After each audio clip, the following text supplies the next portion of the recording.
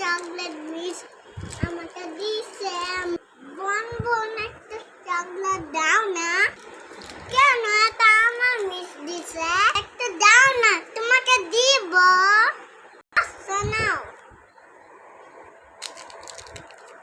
দাও।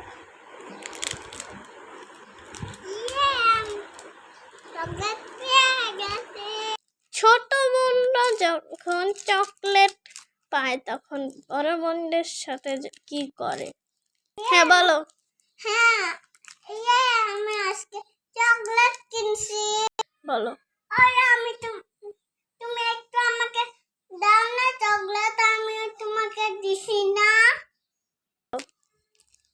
কেন না, তুমি যাও। দে দে দে। এই নে থাপ্পড় খা।